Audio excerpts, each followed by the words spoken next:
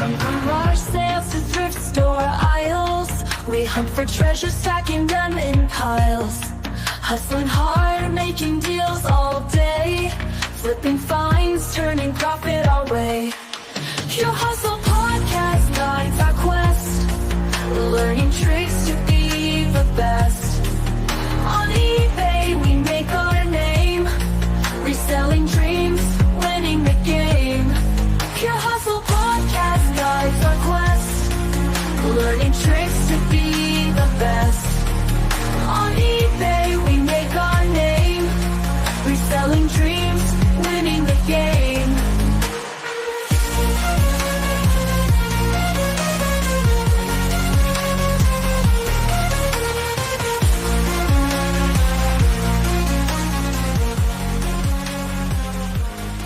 Pure Hustle Podcast.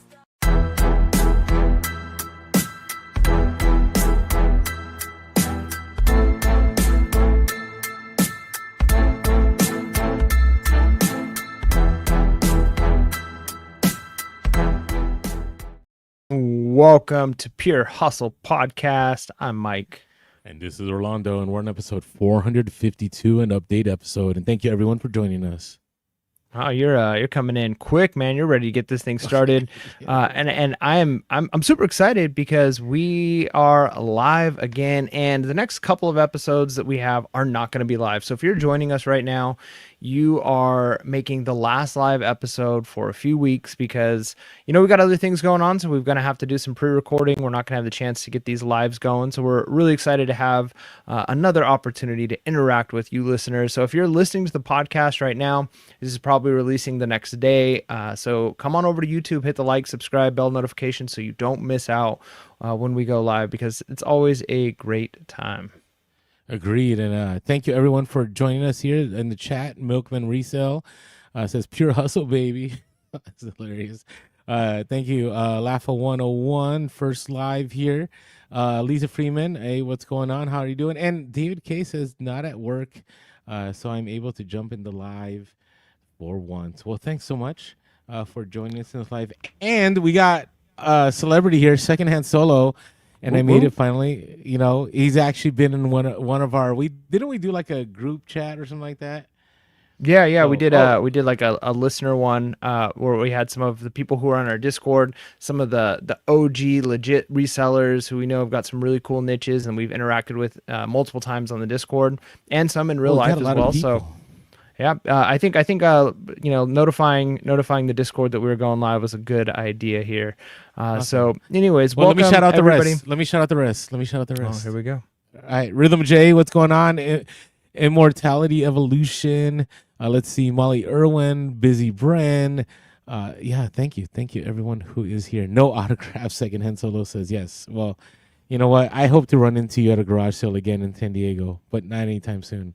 And you got somebody here hoping that you make it the whole time, that you don't have any more listen, emergencies happening that pull you away. Let me give you the background story, okay? I had students who were on a trip, and their van broke down on the Grapevine, right? They're like right after the Grapevine, and they were stranded. And as a school administrator, like, I got to make sure they're good, so I had to leave. So you're telling me your students take priority over the podcast? Come on. Well, think about how the terrible PR, like the terrible optics, people are like I have no excuses, right? Like people can timestamp when the podcast was, so I kind of had to take care of business, but it all worked out. Actually, I have to go pick up that van sometime. That's gonna be a fun little road trip. So, anyways, none of that matters.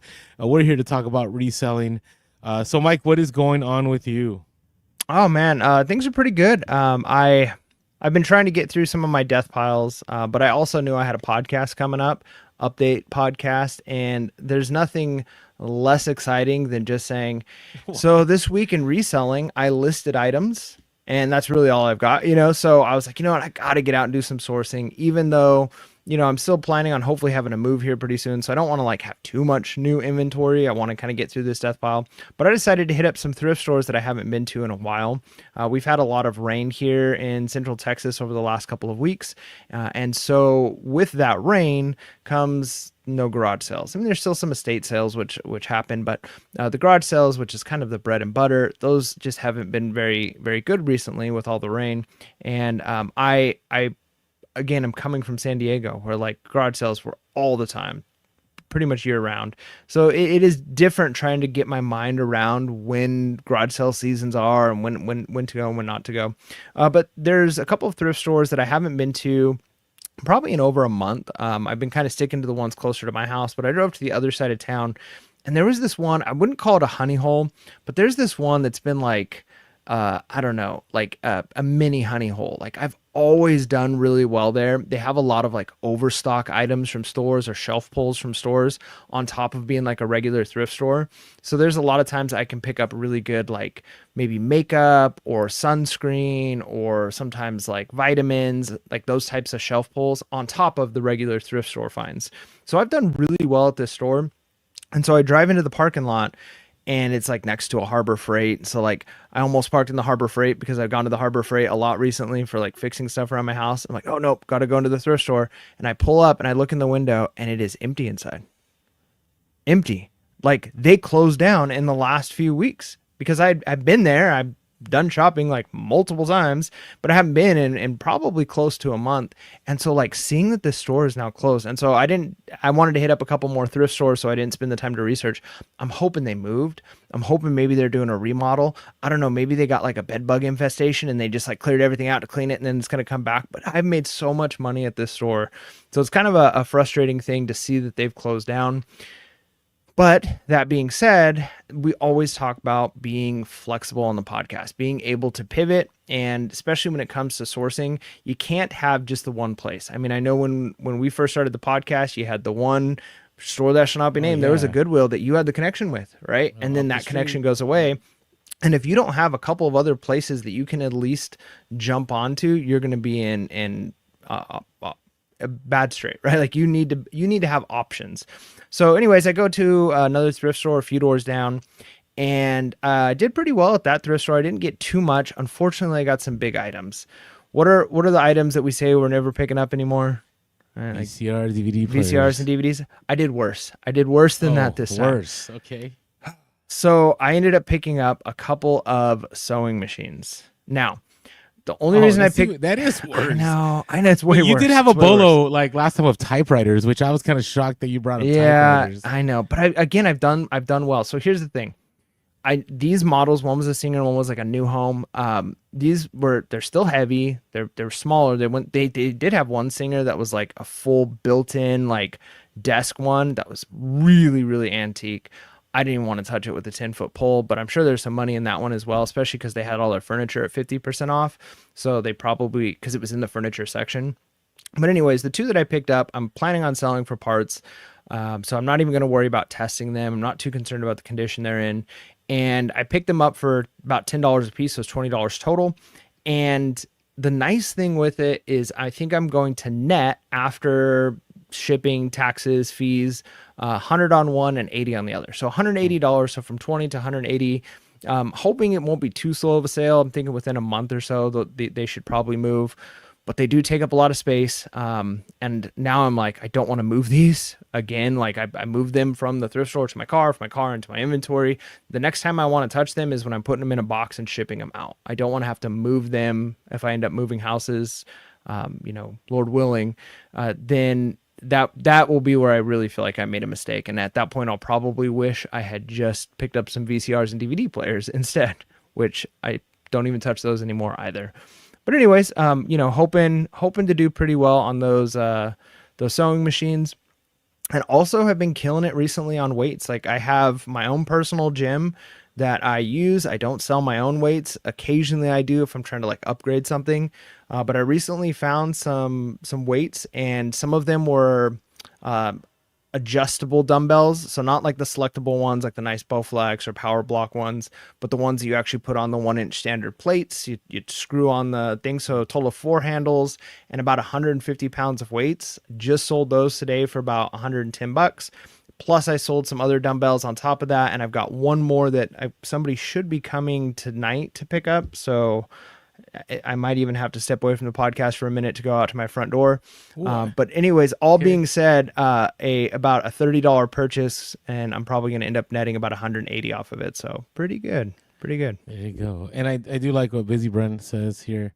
Says maybe sell them to a local sewing machine shop. They have a hard time finding parts to older machines for their customers. Never even thought about that. I mean, that is a possibility. Yeah. Right. I mean, obviously they're gonna give you, not top dollar like an eBay, but sometimes it's nice to move that inventory, especially if you get to the point, Mike, a month or two later, and like you really haven't done anything with it. That's true. So, like, I was just laughing at a comment here. School administrator abandoned students finish podcast. Not a good headline. Yes, agreed. Not a good headline. So it's okay. But I appreciate that Mike took over. Mike, I don't know. I think Mike can be more entertaining at times. So, I don't know. I think what makes us entertaining is the way we riff off each other. Because either one of our personalities in isolation is just not Pure Hustle Podcast. It takes the two of us together to make Pure Hustle Podcast. But anyways, I was honored to be able to just hang out with the listeners for about a half hour or so. But what about you, Orlando? What's going on with you? Oh, I always want to keep it real, right? That's that, and we've said that from the beginning. I got to tell you, I did not source, but I did. What's kind of helped is that my son now is kind of taking over a little bit of the eBay store, in the sense that he is doing all the pictures and all the listing. I got so much inventory now that I've been unpacking. I got probably like 6 good totes of inventory on top of the stuff I just sourced. Remember that huge giant haul that I had. So I've been working on that. But you know what's been crazy to me is like sales have been good. They've been consistent. They're not great. My 90-day total isn't what it was when I was full time. And it's kind of funny. Like I was hoping it would hang out at that number for a little bit longer, but it kind of just dwindled down. It's about a 6 of what it used to be. But the reality is like it's beautiful. Like I love having consistent sales, and I want to encourage everyone, like being part-time, like the benefit is that you can still be making money, right? Even when things are, you get busy and maybe you get caught up in your other job or your other passion or pursuit, like you can still bring in eBay sales. And again, it can help you with anything. Like that's what I love about selling on eBay. Like this money that I'm getting, like I'm helping my son with college. Switch 2 is dropping here in a few weeks, and I'm looking forward to buying that one. You disagree, Mike, on the Switch 2? It's going to be awesome. I don't know. I just feel like I'm not a video game guy, so I guess I can't judge. I get it. Real quick, local sales. Somebody said, I can never meet people at my home, especially when my inventory, wife, and kids are at. I can't be at home 24/7. You never know people's intentions. That's interesting, Rhythm J. You say that. This is why I never had a garage sale back in San Diego. Like, even when I was leaving, like, people were like, oh, you should have a garage sale. But, like, I just never felt comfortable. Now, not saying you can't, right? Like, but I know for myself, it was one of those things where I was like, ooh, like, I talk about some of the really nice stuff I have, in my inventory. I talk about some of the nice sales. And now, I will say, I've talked this over with some thrifters here, because they have some nice inventory. But the reality is somebody breaks in and steals my stuff, like, unless they find something that they can move fast, they're going to be pretty miserable, right? They're going to end up, like, it's just going to be bad. What are you going to say, Mike? The other thing too with that is I agree. When I was in San Diego, I almost always met people at like, Carl's Jr. or McDonald's or something at our bank parking lot.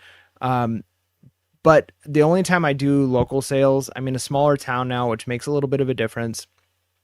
And I only do meet up at my house if it's Facebook Marketplace and I can look at the person's profile and I make that judgment, right? Like, it's like, okay, I could see that this is a person that's like got ties to the community. They've got lots of interactions with other people in the community. They work at a school district down the street from me. Like, okay, I have no problem selling to this person. They can meet at my house.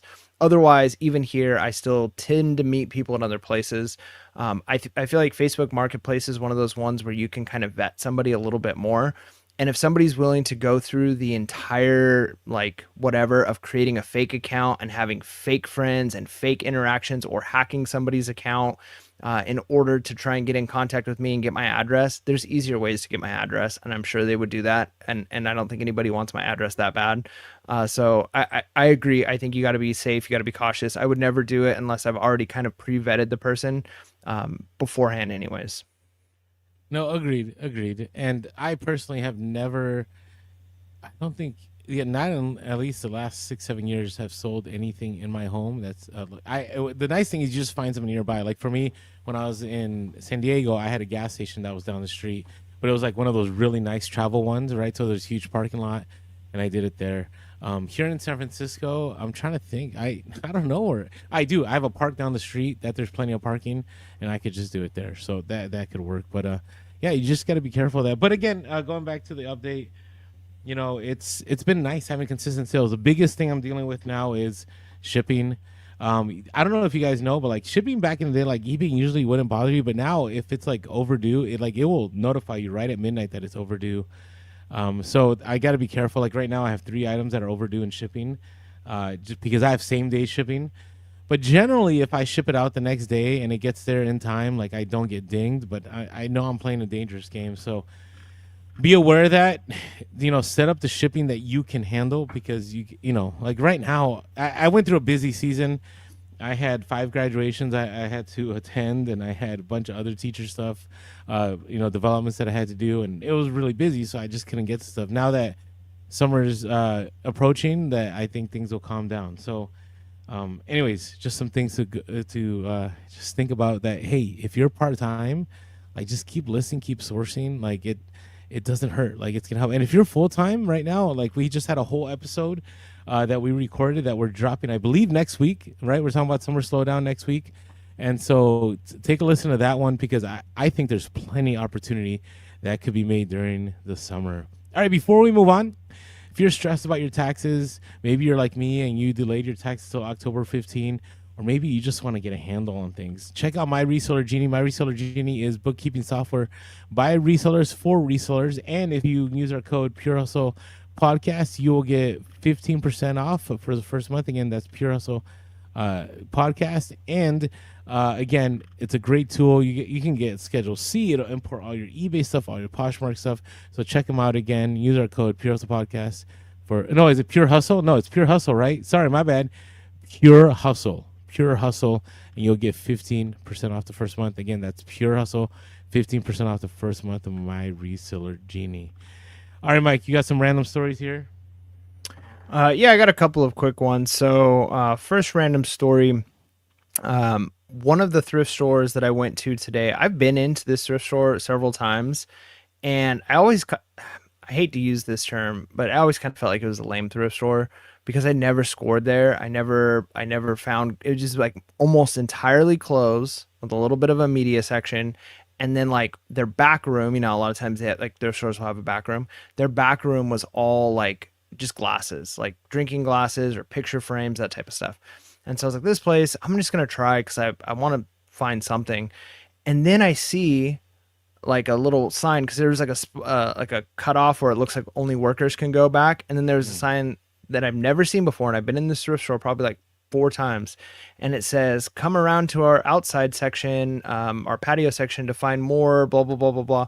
So anyways, I go out there, and that's where they had all kinds of stuff. They had all the electronics, they had books, they had furniture, it was like double the size of what the inside section was. And I'm like, how have I missed this?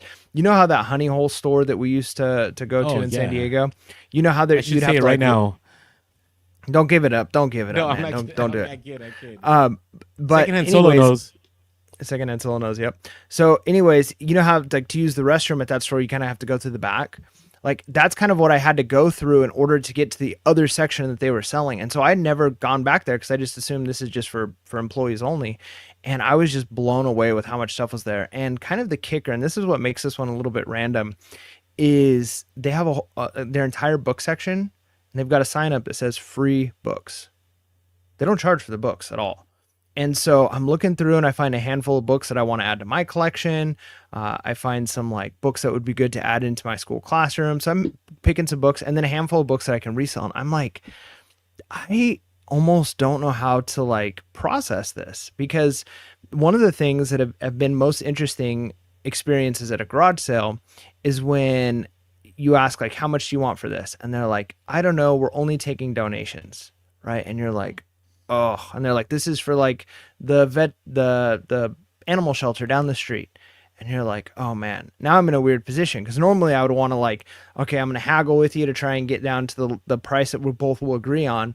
But if you're saying, hey, you could take it for $1 if that's what you want to donate, then you're in a weird position where you're like, okay, well, I need to offer more than that. I'm not going to just take everything.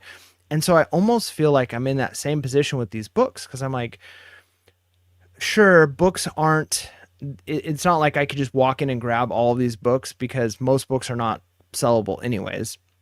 Most books you're not gonna be able to make a profit on.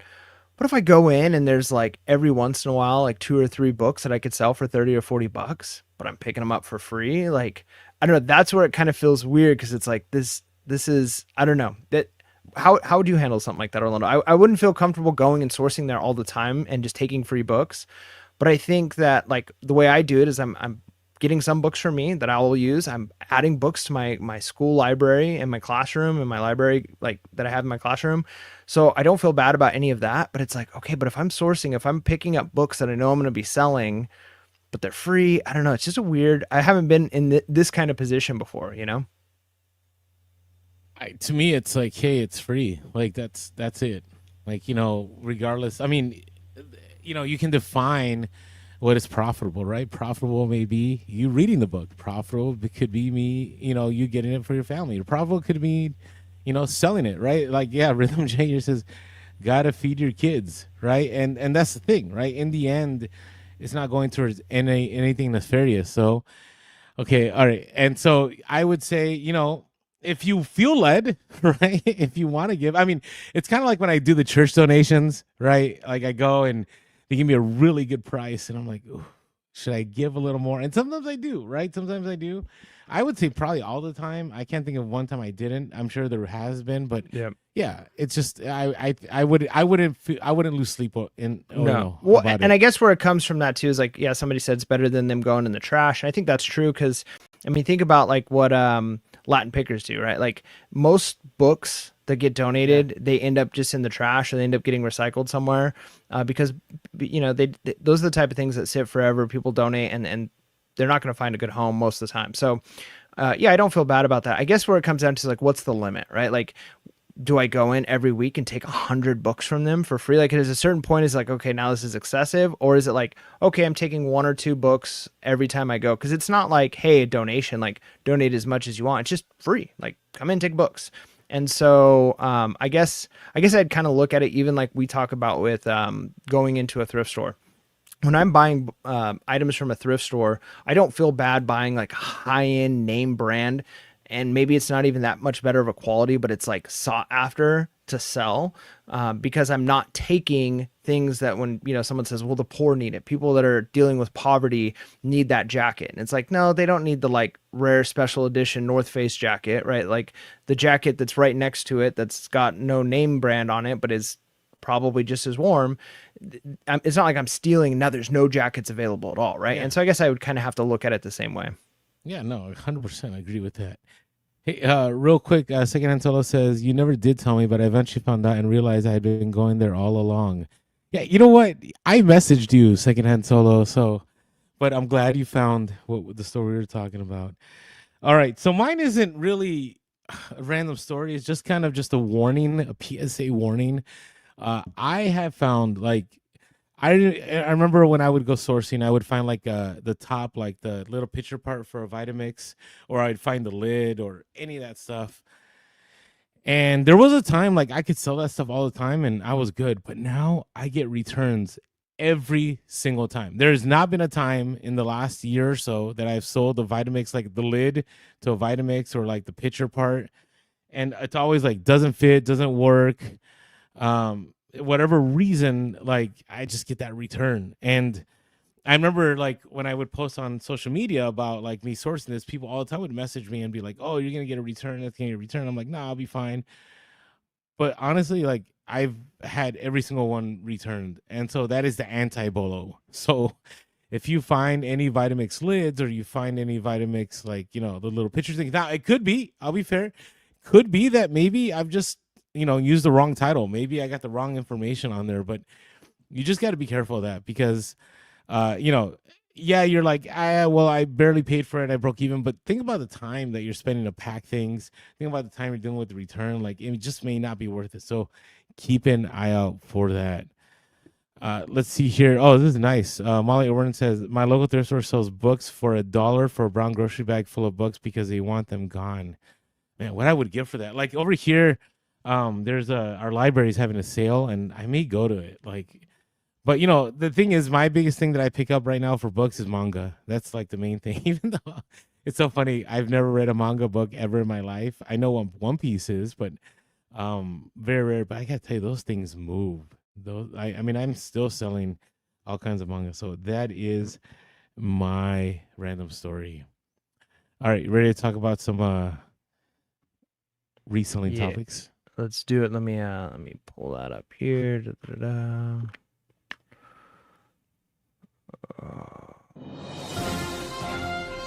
Today on Reseller News, we're going to be talking about fake news, eBay Open, AI chatbots, and AI agents. All this and more on Reseller News. Orlando, take it away. All right. So I dropped this because we get new listeners all the time, right? And I'm sure some of our new listeners always hear about, like, there's a lot of money in Beanie Babies. I don't know why the story. Are we keeps talking getting about Beanie recirculated. Babies again? We Seriously? are, but listen, Seriously. this just dropped. This was from Cosmopolitan, which again, they're not a reselling at all magazine, but I saw this online. It says, "Behold, the 25 most valuable Beanie Babies on the internet." And I'm like, how many people have read this trash? Someone's just pushing out slop like articles. What? They probably But have it's like- AI making all these slop articles, and it's like recycle. I mean, I almost feel like at this point it's just like one of those trash memes, like and you go on to a news article or something, and then they've got like 100 ads on the bottom, and they're all just stupid stories of like celebrities or like weight loss something or another, and like this one magic food will and I just feel like the Beanie Babies and Black Diamond has just turned into that. It's clickbait. I don't even think anybody believes it. I just think it's clickbait that people click on every so often. No, but like let me read parts of the story. It says, before we get into the hot topic of Beanie Baby value, there are a few things you should know. The first, only very specific Beanie Babies rake in the big bucks on popular resale sites. And even then, you'll probably only attract high bids if they're in pristine condition and you can prove their rarity. Complete lie. All of it lie. Like lie. There's got to be though. There has to be some No. truth to that. If it is extremely rare in pristine condition, there's still going to be collectors. Like that's basically like saying, like, if you have, it could be anything. It could be a penny, right? Like pennies are worthless, but it's like before you find out whether or not your penny is worth something, you need to know, is it rare? Is it in pristine condition? Is it a misprint? If so, right? Like even Beanie Babies are going to have that level of like, there's going to be somebody who wants the one that's a one of a kind, not that it's like, I don't know. It's just crazy to me because like the first one it lists is the Princess Diana bear, is like this purple bear, right? And they're like, oh, look at this one. This one is being sold for $1 million. And I'm like, what? Like it says right here, which probably explains, it says, when these bears were released in 1997 to honor Princess Diana, people couldn't wait to get their hands on them, which probably explains why some are currently listed on eBay for a cool $1 million. Okay, that means nothing. You know what? Yes. Okay, look at what Zeke says here in the comments. Monchichi dolls are more valuable than Beanie Babies. 1,000%. And if you don't know what the Monchichi dolls are, they're like these little monkeys. There's like the Monchichis, like it was this cartoon. And I bought one for $1 and sold it for $100.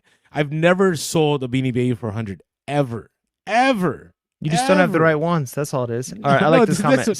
So Rhythm J says, "Ooh, speaking of pennies, should we be buying some up for future sales?" They're getting rid of the pennies. They're gonna stop making pennies. Yeah, that's great, but that's not. Listen, no. Okay, this next one. This is Tai Cuckoo, the Beanie Baby. The only thing that can make your Beanie Baby more valuable than the original red tag is that there be some kind of printing error on your toy, as evidenced by the asking price for this cuckoo bird.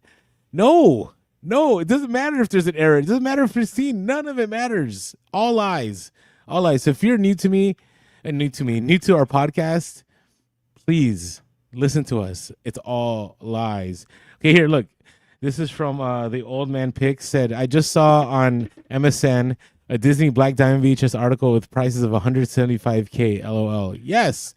Okay, so More lies. let's be fair here though. I think I agree. I think Beanie Babies is just a joke. Black Diamond is a joke at this point. We even talked about like where some of that could come from with like maybe even money laundering. But okay, so we're saying though that there's none valuable because of the key in the article is saying what they're asking, right? But what about sold? Like, are there any sold Beanie Babies that have No. sold for let's say $500 in the last year? It's Like, let's see. possible. I'm gonna pull it up. I want to see. Like, you keep going. I want to see what I can find here. I'm just saying, like, this is what I'm trying to help here, right? Secondhand Solo says, but every new reseller falls for them at least once, right? And by the way, eBay did not help in the lore because last year, I remember at Q4, eBay was like hot seller Beanie Babies, but it's hot seller at $5 or $6. Like, there's no money. So it's just crazy. All right, you know. here's a TY Beanie Babies McDonald's Legends Chili the Polar Bear with an air tag that sold for $300 May 28th. That's one Beanie Baby. Here's a Halo 2 the Bear, $300 May 28th. Here's a TY Beanie Babies Princess Bear toy, $500. Now, of course, do we know these are all real? Here's one that went for $115, $110, $107. So I mean, it is possible. There's right? nothing north. I mean, like Rhythm J here says, there's definitely a few in the $2,000 range. I don't think there is. I like if you look comps even last 90 days and put highest price. Mike, what's the highest price you got? Well, I put minimum 100, so let me just put in 1,000. Let's see if anything comes just in. put highest price. Just put highest price. Just look at highest price. Okay, here's a TY Beanie Baby Slither 2G UK 1G Canadian embroidered, 1,750. Here's another one, 1,800. Here's one for 1,400. Maybe 1,000. Maybe. Well, That's not nothing. That's not nothing. No, but I don't even believe those. I just don't believe them. I think it's somebody is selling some other goods with, the front of it's a Beanie Baby. I don't know. I mean, there's still going to be collectors, right? Like just because you don't collect them. And I think it was overhyped, right? It's like because everybody thought that their Beanie Babies were valuable, it got over the top where everybody thought they had the most rare Beanie Baby. But even like going back to the idea of pennies, like I don't look at pennies, I don't save pennies, but there are those collectors who are willing to spend thousands of dollars for a super rare penny, so I do think you can't say that there's nothing to it. I just think it's something that like is such a niche thing. You can't just say like there's just no value in it at all. There are people who are willing to collect graded, just like graded cards. Like you could look at something like a Pokemon card and say, well, like that's silly. They don't have value. Why would people pay for that? But there are people who pay for it because they're in demand. Now, of course, they're in higher demand than Beanie Babies, but there's still like those people. There's got to be like 100 people out there who are like, I need this one and I'll spend whatever for it. But again, it's so rare. It's like, do you have that penny? You can go through 1,000,000 pennies and never find the one that's worth that. So it's not 100% lies. It's just overhyped. That's what I would say. It's like extremely overhyped, but there are some valuable ones. All right. Well, okay. Next one. Next story here. eBay open, and I am sad. Now, a few reasons I'm sad. Number one, the price tag. Like it's $300. It's $295 to go to eBay open. And then who was I talking to? Oh, Road to Resale, right? Remember our buddies Road to Resale? They had a podcast for a little bit, Aaron. Mm-hmm. Yep. And like the question then is, what hotel do you stay? Like, do you stay at the Venetian or do you stay at the whatever for $300-$400 at each night? Like, it's just super, super pricey. And so that's an interesting one. It is August 12th through 14th. So I had every single plan to be there, but I can't be there those days. Those are days that I need to be with my administrative team, and so it's not happening. So I'm sorry, everyone. Not that people were looking for me, but I was looking forward to seeing everyone there, and I just won't be there. But, I mean, there's probably some of our listeners right now who are trying to get refunds on their tickets because they just found out we won't be there. I'm sure. Look, you've crushed them. Let us know in the comments below. Has Orlando just completely crushed your dreams? Unacceptable, Orlando. Come on. But I do encourage you guys to go. Like, if you can afford the price tag, if you make it happen, it definitely is an incredible experience. It's a lot of fun. There's a lot of great partying that happens if you're into that scene. It's just a good time, just a really, really good time. I'm glad they went back to the live. I thought it was in September because every eBay Open's been in September lately, and now they went back to the original days back in August. So it is what it is.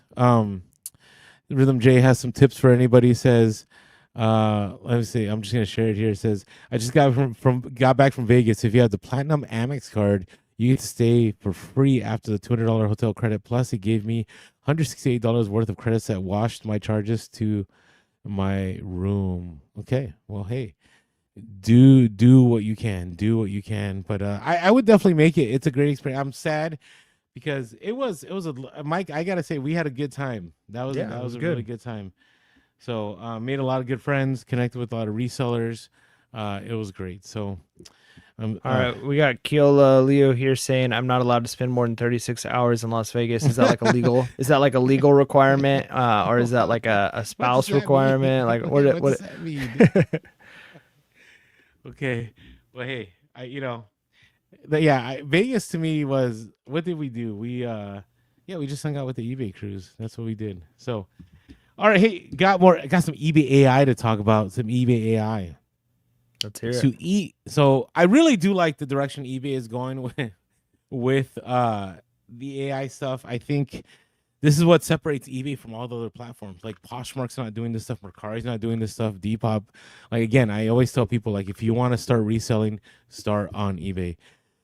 So eBay's new AI chatbot wants to help you find exactly what you're shopping for. So now there's a chatbot that says, a month after rolling out a new AI tool that makes selling easier than ever, eBay is now introducing AI tool for buyers.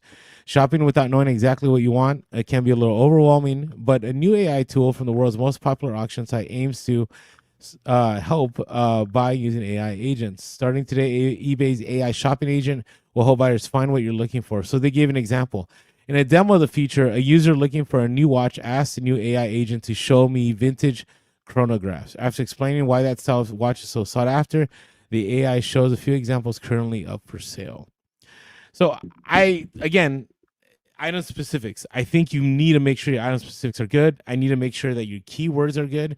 I would say maybe even your description needs to use the AI description, and then you do what you got to do, because all those keywords, right, are what's going to trigger that AI to pull your item.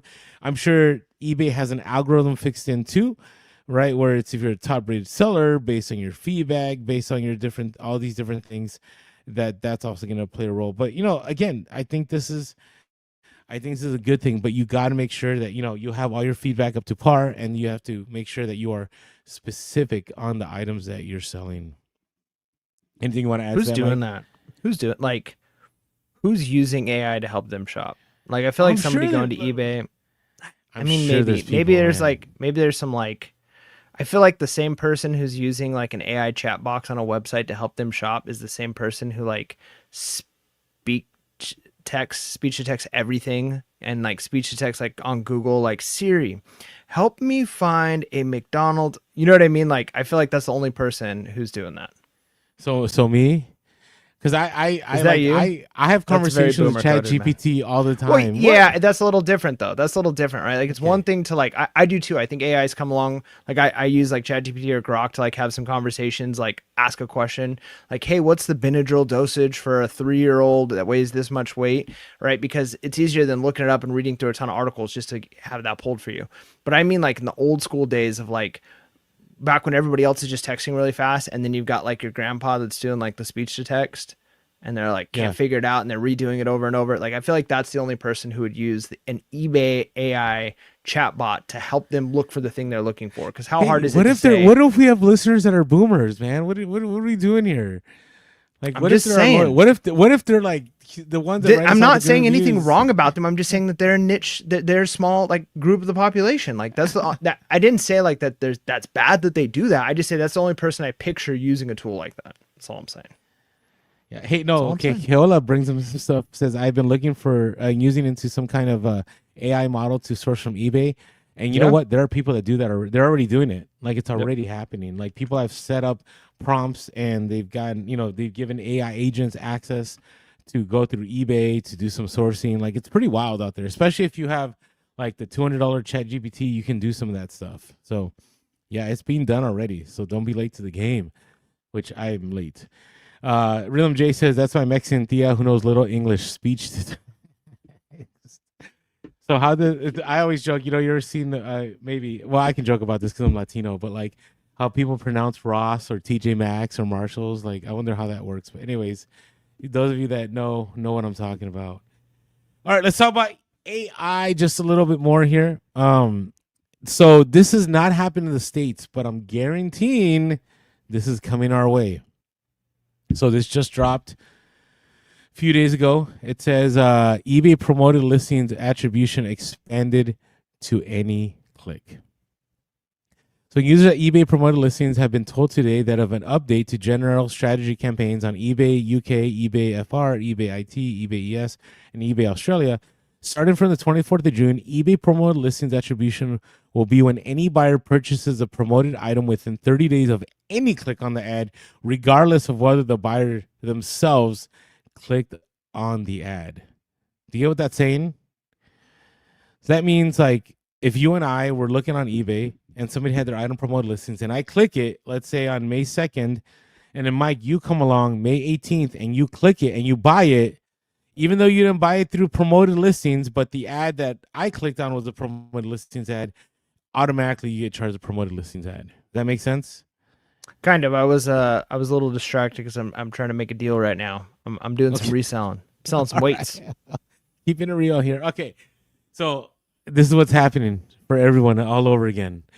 So when promoted listings, right, you get charged, right, when somebody clicks through your promoted listings listing, right? That's the way it is. But now, if I were to click on it, right, on May 2nd, and then Mike were to click on that same item, but not through promoted listings, the fact that I already clicked on it on May 2nd, when Mike ends up buying it, I still get charged promoted listings, regardless of the fact that he was not the original one to click on the promoted listings or even click on a promoted listing. So that's a new thing, right? That is, so basically now, I would say if you run any kind of promoted listings, pretty much you should expect every single item that you sell end up being promoted listings. That makes sense? Yep, makes sense. It makes sense now. I don't know. I don't know how comfortable I am about that. Like that. I mean, I guess what eBay, to me, what eBay is communicating when they do that is that you will always pay more fees than just the regular fees. Like because the reality is, if you want to sell on eBay, you got to do promoted listings. Like unless you have something that is a hot seller or somehow you've developed your store that you're always listing and always flipping things all the time and you have a great sell-through rate, chances are most resellers, especially full-time, if you're trying to make it, like you got to use promoted listings. So it's kind of like again, talking about like the local thing, right? Like I've done a lot on OfferUp, and you can pay to be like a premium user on OfferUp, and there's benefits to that, right? Like your listings, if you are premium, they get seen by everybody right away. If you're not premium, they're only seen by premium users for like the first 30 minutes. So if I list something on OfferUp, only premium users are getting access to see it for the first 30 minutes, right? And then also you can boost your items, right? Like it makes it where it's going to show up on the top a little bit more. So you're paying for those features. In a lot of ways, that's kind of what eBay is doing, just without calling it like, hey, I'm a premium or I'm boosting these items. But you're basically saying, hey, I need to spend a little bit of money to get more eyes on this item. So I'm willing to do that and pay a higher fee. Otherwise, the other alternative is to say, I mean, same thing with local sales, like OfferUp. If I've got an item priced at a good price, I don't need to promote it, right? Like I could just post it and I know it's going to sell. Same thing on eBay. Like if you've got like the unique rare item at the right price, you don't have to necessarily promote it because people are looking for it. And if you are one of the few people with it, it's going to be seen. But if you're in a more saturated market, you're going to have to set yourself apart somehow. And it sucks. Like it sucks that we're paying more fees. I hate that eBay's growth on the bottom line is coming from fees and not from increased sales on their platform. But you know, we got to deal with what we got to deal with. Yeah, and again, even though like I complain about this, I will say in the end, like paying the fees is definitely worth it because of the audience that you get, right? In the end, like you end up getting a ton of people that you get internationals, right? You get people in the US and the fee that you pay, like the entrance fee, like think about it, like you could be doing a ton of work trying to get stuff, you know, to a swap meet, trying to get stuff through a rummage sale. But instead, you kind of get to list it. You get to have millions upon millions of eyes on it. Like it's still worth it. It's still worth it. So that's where I'm at. All right. Hey, that is our reselling topics. Reselling topics. So, I always love this next section, but before we get to the next section, I do want to talk about our Discord. So a lot of you that are here from our Discord, thank you to all of you for supporting us. And if you're listening, you're like, hey, how do I get on that Discord? Well, it's through our Patreon. So our Patreon is just $5.55 a month. If you go to patreon.com/Podcast, or you go to the link below, you'll have the ability to jump on our Discord. And our Discord is the Pure Hustle community made up of all kinds of resellers, from vintage clothing to vintage toys to Amazon arbitrage to new with tag items to books, like you name it, right? And there's different threads on there. There's our Hustle of the Week thread where people celebrate hustles, and that's something to look out for. Or Bolos, where items to be on the lookout for, which we're going to share in a little bit. Or a place to rent, or whatever it is, whatever community you need help with shipping, it's there. So check, only $5.55 a month. So check out our Patreon. And as always, we are Pure Hustle Podcast on all platforms, and we are Pure Hustle Cast on X. If you ever want to leave us a message, you can shoot us an email at purehustlepodcast@gmail.com.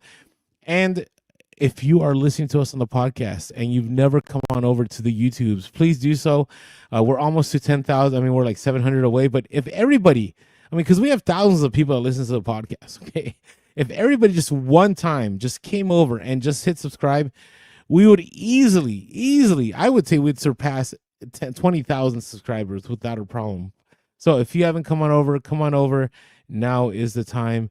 And as always, please leave us an iTunes review. Always helps us out in the algorithm and lets people know why they should listen to the podcast. All right, Mike, give me some bolos here. Bolo. What's your bolo? Yeah, Bolo. All right.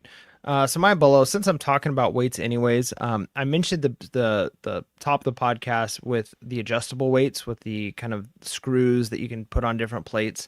Those are not as good as the selectable weights, but ideally where you're going to make the most money and you'll see them more often than you'll see like the Bowflex selectable ones, the power blocks, are hex weights. So when you buy dumbbells that are shaped like a hexagon on the weight part, sometimes they're like a black rubberized, that part with like steel in the middle. Sometimes it's all just made out of steel or, iron that like is painted silver or whatever color.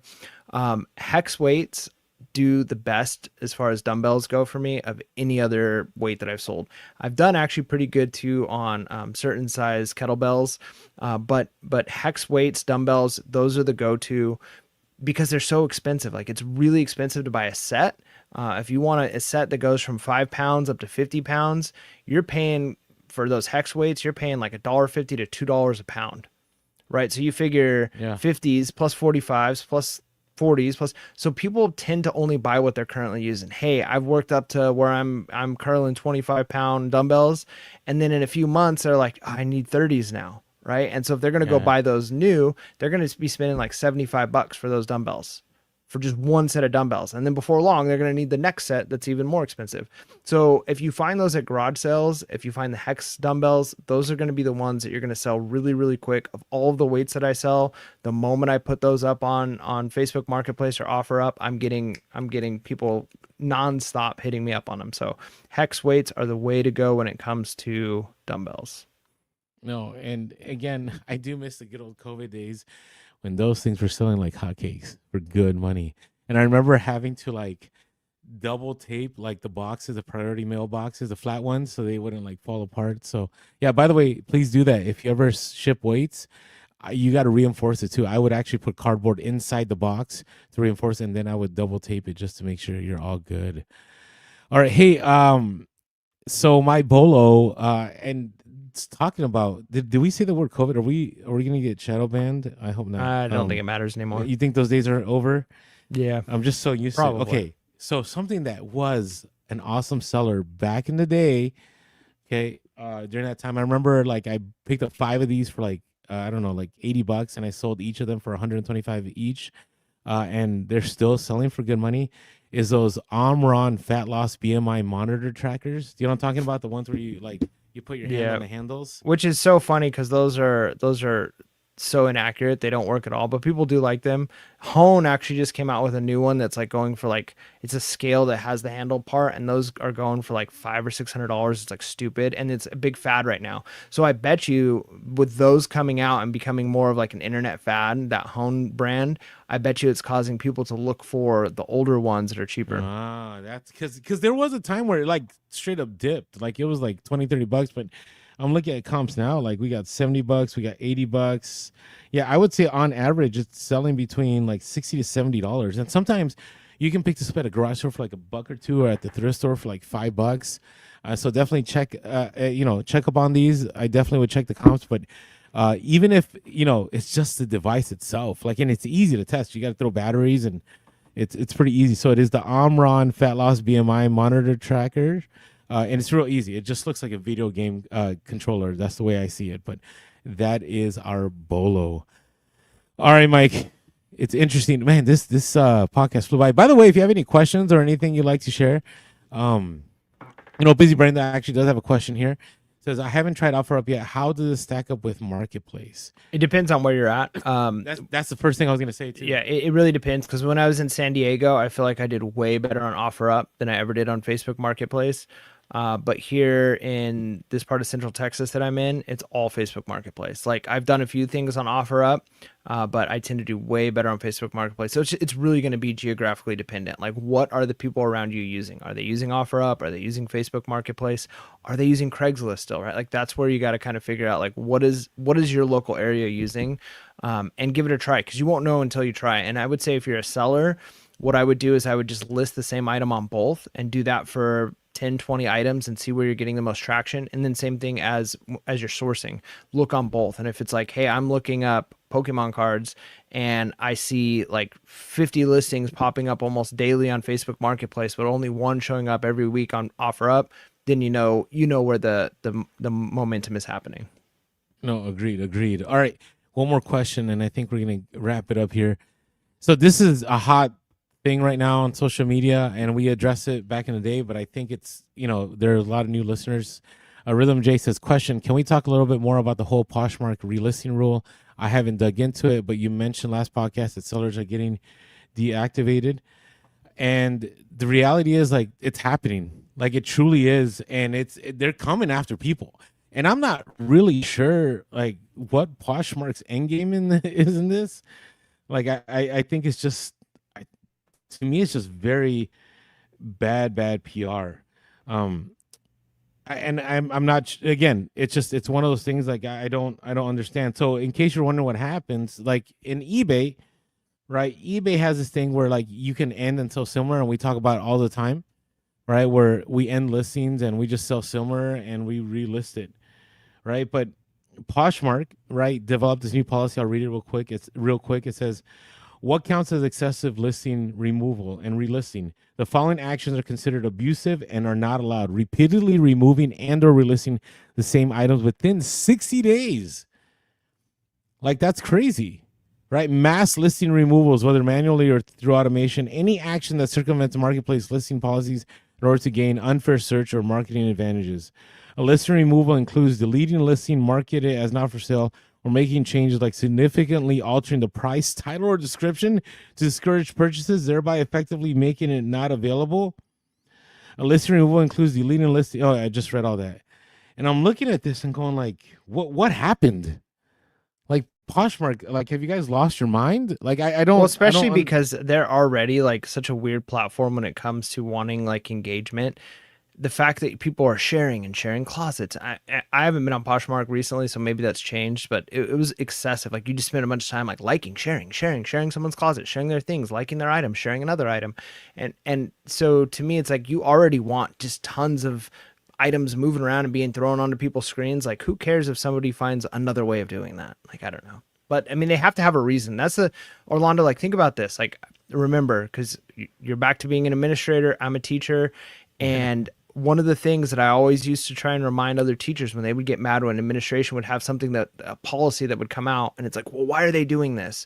And I was a like middle management at a call center, and I remember, like, sometimes decisions come from on top, sometimes there's legal things, sometimes there's like a really good reason, and then you have to implement something.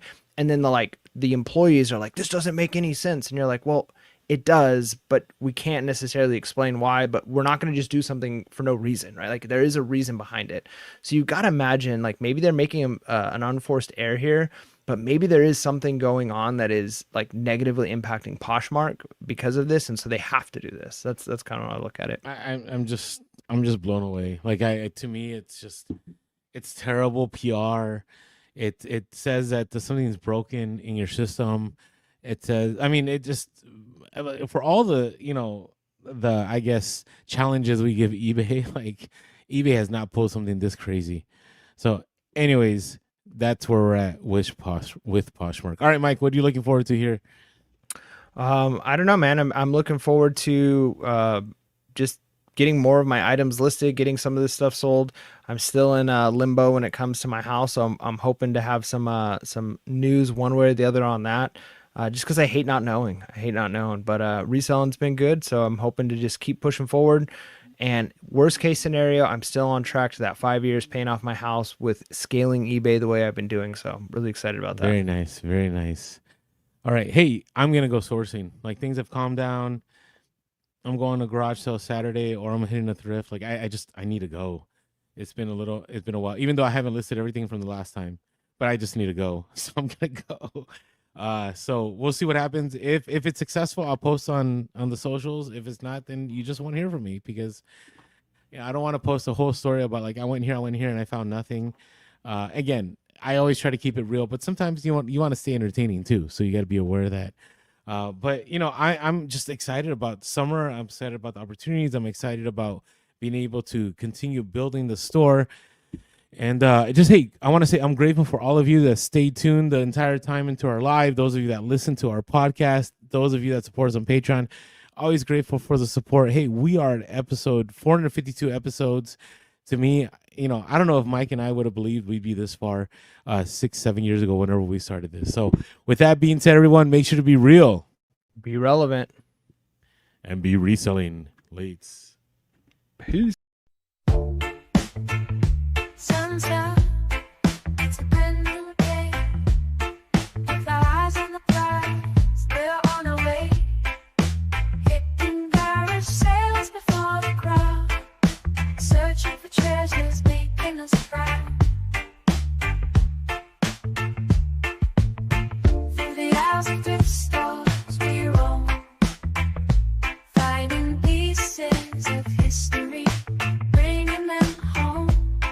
From old books to watches, we see their worth, turning dust into gold for all it's worth. With a